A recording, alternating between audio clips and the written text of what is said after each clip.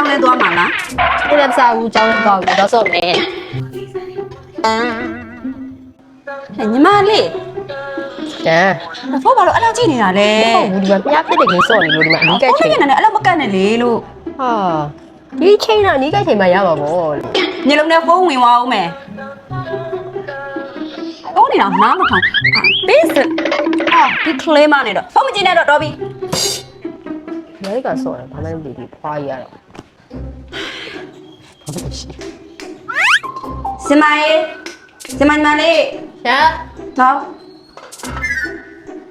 မစားမယ်လေ စားတော့ဖုံးပြပြီးမှတမင်းစားမယ်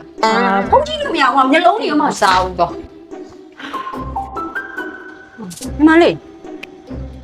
ထမင်းမစားရင်ကျောင်းသွားဖို့တော့မထမင်းကြိုက်ပြီးထည့်ပေးထားတယ် သွားဘူးကဖုံးပြမှသွားမယ်ဟာ ကျောင်းသွားပါညီမလေး သွားဘူးဖုံးပြမှ ကျောင်း သွား သွားရင်စားဘယ်လိုရမှာလဲ ရတာမရစိတ်ဝင်စားဘူးဖုံးပြမှကြောက်သွား ဖုန်းလို့ကျင်တာလားများပြည့်ချင်တာလား ပေါ့လေဖုံးထဲမှာပဲမြားပြလို့ရတာလေပြင်မှာမြားပြလို့မရတာ ပြည့်လို့ရတဲ့ဟာရှိရင်လည်းပြည့်မှာလား ပြင်မှာပေါ့ အဲ့ဆိုဖုန်းကြည့်အောင်မလား ကြည့်မယ်လေ ဖုန်းကြည့်မပြည့်မပေးဘူး အဲ့လိုပေးကြည့်အောင် ကြည့်ရ တော့ယူလား ဒီပေးနော် မင်္ဂလာပါရှင် အမဟိုလေအမတို့ဆိုင်မှာလေများပြည့်တဲ့ဟာတွေရှိလား ရှိလေရှင်ဒီမလေးကြောက်ပြပါရှင်တဲ့ပါ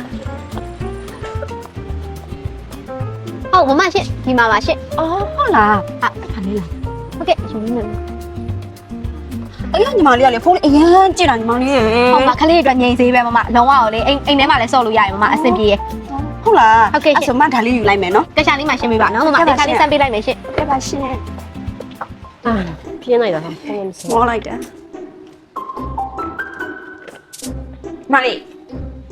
မဘယ်ဘာဝယ်တာလဲကြည့် ညနေဘာအလုံးရော